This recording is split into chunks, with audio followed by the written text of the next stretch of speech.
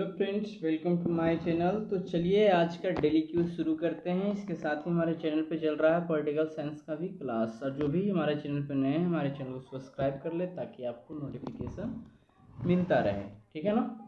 तो देखते हैं पहला क्वेश्चन क्या है। भारत की सर्वाधिक वर्षा मुख्यतः प्राप्त होती है उत्तर पूर्व मानसून से, वापस होती मानसून से, दक्षिण पश्चिम मानसून से, संवाहिक वर्षा से। तो ये आंसर होगा ऑप्शन सी, दक्षिण पश्चिम मानसून से। भारत में सर्वाधिक वर्षा दक्षिण पश्चिम मानसून से होती है। आइए देखते हैं दूसरा, टिस्को संयंत्र किसके नज़दीक स्थित है? पटना, दरभंगा, धनबाद, जमशेदपुर। तो टिस्को संयंत्र किसके नज़दीक स्थित है? तो ये होगा आंसर जमशेदपुर के निकट। टिस्को संयंत्र झारखंड राज्य में जमशेदपुर में अवस्थित है। इसकी स्थापना 1907 ईस्वी में जमशेदजी टाटा के द्वारा की गई थी। यह निजी क्षेत्र में कार्यरत लौह इस्पात संयंत्र है। आइए देखते हैं तीसरा नंबर क्वेश्चन क्या कह रहा है। मंडल आयोग द्वारा अपनी रिपोर्ट किस वर्ष प्रस्तुत की गई? 1990, 1983, 1980 में, 1977 में। तो एक दो दिन पहले हमारा पॉलिटिकल क्लास में इसका डिस्कशन हुआ था। तो मंडल आयोग ने द्वारा अपनी रिपोर्ट किस वर्ष प्रस्तुत की गई थी? तो यह होगा आंसर 1980 में। सामाजिक और शैक्षणिक रूप से पिछड़े वर्गों की स्थिति जानने के लिए 20 दिसंबर 1978 को मोरारजी देसाई की सरकार ने बिहार के पूर्व मुख्यमंत्री बीपी मंडल, बिंदेश्वरी प्रसाद मंडल की अध्यक्षता में पिछड़ा वर्ग आयोग के गठन की घोषणा की। इस आयोग ने अपनी रिपोर्ट 12 दिसंबर 1980 को प्रस्तुत करते हुए पिछड़े वर्गों के लिए 27% आरक्षण की सिफारिश की। आइए देखते हैं 4 नंबर क्वेश्चन क्या कह रहा है। राष्ट्रपति के निर्वाचक मंडल के सदस्य होते हैं। तो देखते हैं, संसद के दोनों सदनों के निर्वाचित सदस्य होते हैं। राज्य विधानमंडल के दोनों सदनों के निर्वाचित सदस्य तो नहीं। सभी राज्यों की विधानसभाओं के निर्वाचित सदस्य तो ये होते हैं। दिल्ली और पुडुचेरी की विधानसभाओं के निर्वाचित सदस्य। तो 1, 3, 4 सही है, बाकी गलत है दोस्तों। तो ये आंसर होगा ऑप्शन डी।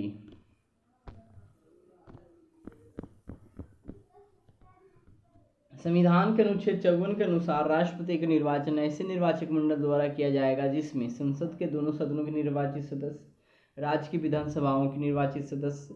तीसरा है दिल्ली और पुडुचेरी विधानसभाओं के निर्वाचित सदस्य। 77वें संविधान संशोधन अधिनियम 1992 द्वारा इसको जोड़ दिया गया। पहले दिल्ली और पुडुचेरी विधानसभा के निर्वाचित सदस्य भाग नहीं लेते थे क्योंकि ये दोनों केंद्र शासित प्रदेश है। केंद्र शासित प्रदेश की बात नहीं आना है। आइए 5वां नंबर देखते हैं। निम्नलिखित में से कौन सा पादप कीटों को पकड़कर अपना आहार प्राप्त करता है? अमरवेल, गुड़हल, घटपर्णी, गुलाब। उपरोक्त में से कोई नहीं, उपरोक्त में से एक से अधिक। तो ऑप्शन सी होगा घटपर्णी। कुछ पादप ऐसे होते हैं जो कीटों का भक्षण करते हैं, ऐसे पादप कीटभक्षी कहलाते हैं। घटपर्णी, जिसको पिचर पादप बोलते हैं, वीनस फ्लाईट्रेप तथा संडीव कीटभक्षी पादप के उदाहरण है। आइए 6ठा देखते हैं। सूची 1 को सूची 2 से सम्मिलित कीजिए तथा नीचे दिए गए कोड की सहायता से सही उत्तर का चयन कीजिए। थल समीर के बहने का समय, समुद्र समीर के बहने का समय, गहरे रंग के कपड़े पहनने का समय, हल्के रंग के कपड़े पहनने का समय। तो थल समीर के बहने का समय जो होता है वो होता है रात में, और समुद्री समीर के बहने का समय दिन में। गहरे रंग के कपड़े पहनने का समय कब होगा? तो ये शीत ऋतु में, और हल्के रंग के कपड़े पहनने का समय ग्रीष्म ऋतु में। तो इसके अनुसार कौन सा हो रहा है? 4 पहले आया, फिर 3, तो 4, 3, 2, 1 तीन आया है। ऑप्शन ए है, हाँ। तो 4, 3, 2, 1 ही हो जाएगा आपका। दिन के समय स्थल जल के अपेक्षा शीघ्र गर्म होता है। स्थल के ऊपर की वायु गर्म होकर ऊपर उड़ जाती है। इसका स्थान लेने के लिए समुद्र की ओर से ठंडी वायु स्थल की ओर बहती है। इसका कारण यह है कि ठंडी वायु गर्म होती है, तो वो ठंडी वायु भारी होती है, तो वो नीचे की तरफ से बहती है। और क्या होता है, दिन के समय हवा जो गर्म होता है हल्का होकर ऊपर उठता है, और समुद्र का हवा उसको भरता है। जस्ट विपरीत रात के समय में हो जाएगा इसका स्थान। हाँ, चक्र को पूरा करने के लिए स्थल की ओर से गर्म वायु समुद्र की ओर चलने लगती है। समुद्र की ओर से आने वाली इस ठंडी वायु को समुद्र समीर कहते हैं। समुद्र समीर की ठंडी वायु का लाभ लेने के लिए तटीय क्षेत्रों के भवनों की खिड़कियाँ समुद्र की ओर बनाई जाती है। और भी कुछ है, रात्रि में यही परिक्रम ठीक विपरीत हो जाता है। समुद्र का जल स्थल की अपेक्षा धीमी गति से ठंडा होता है, इसलिए स्थल की ओर से ठंडी वायु समुद्र की ओर चलती है, जो थल समीर कहलाती है। रात्रि के समय चलती है। और नीचे कुछ है, गहरे रंग के पृष्ठ अपेक्षाकृत अधिक ऊष्मा अवशोषित करते हैं, इसलिए सर्दियों में गहरे रंग के वस्त्र पहनना सुखद लगता है। हल्के रंग के कपड़े ऊष्मीय विकिरण के अधिकांश भाग को परावर्तित कर देते हैं, इसीलिए गर्मियों में सफ़ेद या हल्के रंग के वस्त्र पहनना अधिक आरामदायक होता है। आइए 7वां नंबर देखते हैं, निम्नलिखित में से कौन सा एक उपकरण वाहन द्वारा तय की गई दूरी मापता है? Odometer, speedometer, accelerometer, altimeter. उपरोक्त में से कोई नहीं, उपरोक्त में से एक से अधिक। तो ये आंसर होगा ऑप्शन ए, ऑडोमीटर। जो उपकरण वाहन द्वारा तय गई दूरी मापता है उसे ऑडोमीटर कहते हैं, ये पथमापिक कहते हैं। स्पीडोमीटर का प्रयोग वाहनों की चाल मापने के लिए होता है। एक्सीलरोमीटर वाहन की चाल की वृद्धि दर को मापने का यंत्र है। और अल्टीमीटर तो जानते हैं विमानों की ऊंचाई मापी जाती है। 8वां, महावीर स्वामी का जन्म कब हुआ था? कुंडग्राम में, पाटलिपुत्र में, मगध में, कपिलवस्तु में। तो महावीर स्वामी का जन्म जो हुआ था ऑप्शन ए, कुंडग्राम में। महावीर स्वामी का जन्म कुंडग्राम या कुंडलपुर में वैशाली के निकट लगभग 599 ईस्वी पूर्व में हुआ था। उनकी माता त्रिशला वैशाली के लिच्छवी प्रमुख चेतक की बहन थी तथा पिता सिद्धार्थ ज्ञात्रिक क्षत्रियों के संघ के प्रधान थे और उनके बड़े भाई नंदीवर्धन थे। आइए देखते हैं 9वां नंबर, निम्नलिखित अंग्रेजों में से किसे जहांगीर ने खान की उपाधि से सम्मानित किया था? Hawkins, sir Thomas Straw, Edward Terry, William Fitch. तो आंसर होगा हॉकिंस को खान की उपाधि दिया गया था जहांगीर के द्वारा। कैप्टन हॉकिंस जहांगीर के शासनकाल में इंग्लैंड से भारत राजदूत के रूप में आया, उसे जहांगीर ने खान की उपाधि से सम्मानित किया था। आइए देखते हैं 10 नंबर क्वेश्चन क्या कह रहा है। मयूर सिंहासन पर बैठने वाला अंतिम मुगल सम्राट कौन था? शाह आलम प्रथम, मोहम्मद शाह, बहादुर शाह, जहांदर शाह। तो हमको लगता है ये मोहम्मद शाह ना, देखते हैं। हाँ, मोहम्मद शाह के समय में नादिर शाह ने 1739 ईस्वी में भारत पर आक्रमण किया और करनाल में मुगल सेना को पराजित किया। वापस जाते समय मयूर सिंहासन तथा कोहिनूर हीरा अपने साथ ले गया। 11 नंबर क्वेश्चन देख लेते हैं, निम्नलिखित में से किस भारतीय नेता ने लंदन में प्रथम गोलमेज कॉन्फ्रेंस में भाग लिया था? मौलाना मोहम्मद अली, मौलाना अबुल कलाम आज़ाद, महात्मा गांधी, पंडित जवाहरलाल नेहरू। तो ये आंसर दिया जा रहा है मौलाना मोहम्मद अली ने लंदन में प्रथम गोलमेज कॉन्फ्रेंस में भाग लिया था। साइमन कमीशन 1927 की रिपोर्ट के अनुसार शासन सुधारों पर विचार करने के लिए 12 नवंबर को लंदन में प्रथम गोलमेज सम्मेलन आयोजित की गई। इस सम्मेलन में मौलाना मोहम्मद अली ने भाग लिया, जबकि कांग्रेस का कोई प्रतिनिधि इसमें शामिल नहीं था। आइए देखते हैं 12 नंबर क्वेश्चन क्या कह रहा है। निम्नलिखित में से किस नेता ने 1906 ईस्वी में कलकत्ता कांग्रेस अधिवेशन की अध्यक्षता की थी? बाल गंगाधर तिलक, गोपाल कृष्ण गोखले, अरविंद घोष, दादा भाई नेहरू। निम्नलिखित में से किस नेता ने 1906 ईस्वी में कलकत्ता कांग्रेस अधिवेशन की अध्यक्षता की थी? तो ये ऑप्शन डी, दादा भाई नेहरू जी। 1906 में कलकत्ता कांग्रेस अधिवेशन की अध्यक्षता दादा भाई नेहरू जी ने की थी। इस अधिवेशन में ही सर्वप्रथम स्वराज्य की मांग प्रस्तुत की गई। आइए देखते हैं 13 नंबर क्वेश्चन क्या है। बिहार में प्रभावती देवी किस क्षेत्र की स्वतंत्रता सेनानी थी? चंपारण, पटना, भागलपुर, शाहाबाद।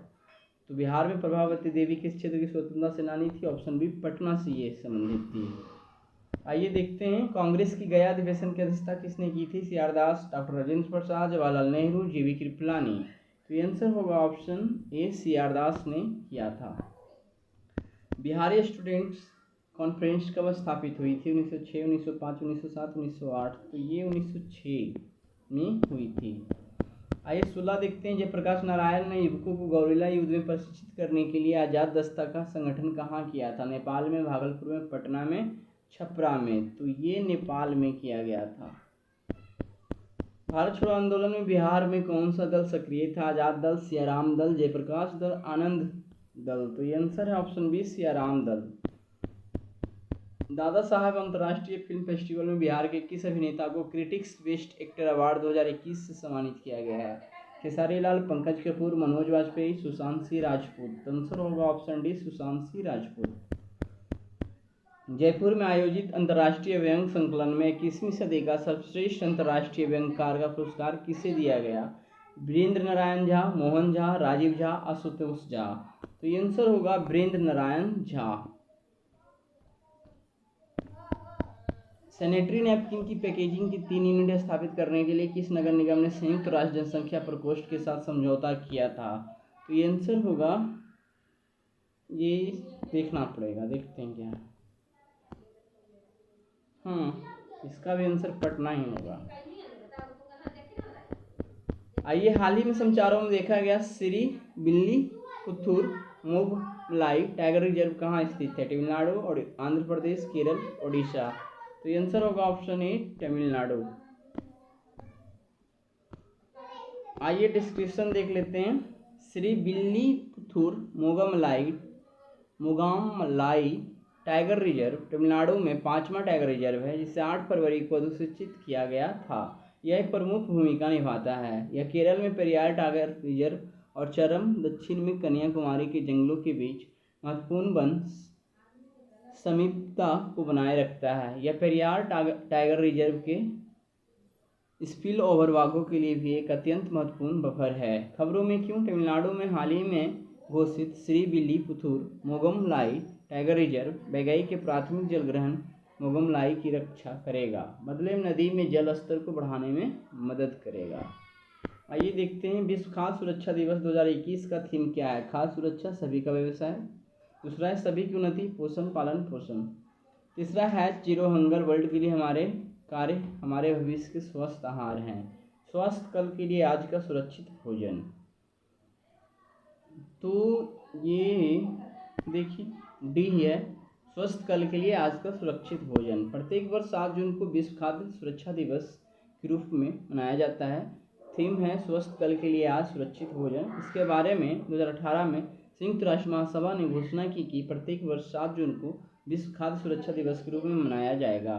विश्व स्वास्थ्य सभा ने 2020 में भविष्य में खाद्य सुरक्षा और खाद्य जनित रोगों को नियंत्रित करने और दुनिया भर में प्रयासों को मजबूत करने के लिए एक प्रस्ताव पारित किया। संयुक्त राष्ट्र के अनुसार हर साल असुरक्षित भोजन से अनुमानित 4,20,000 लोग मारे जाते हैं।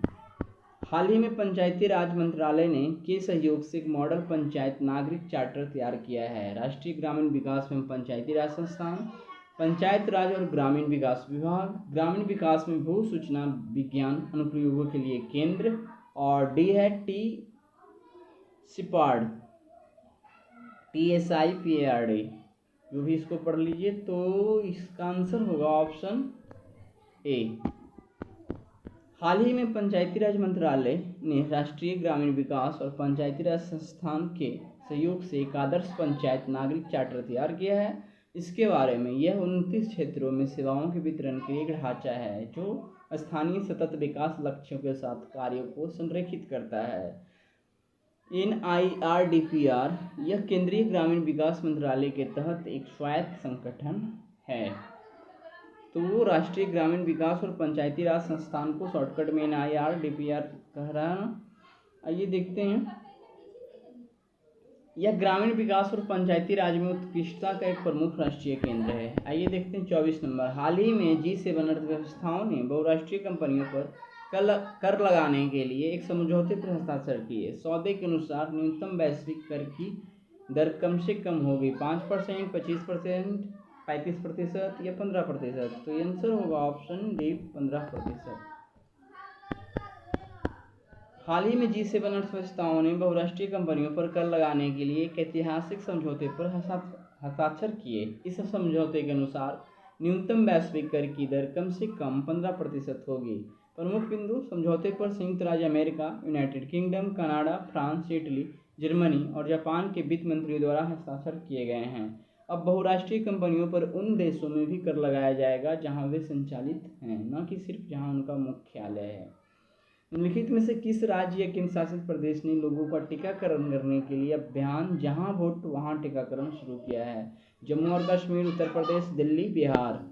उपरोक्त में से कोई नहीं, उपरोक्त में से एक से अधिक। हाल ही में दिल्ली सरकार ने कोविड-19 के खिलाफ दिल्ली के लोगों का टीकाकरण करने के लिए एक टीकाकरण अभियान जहां वोट वहां टीकाकरण शुरू किया।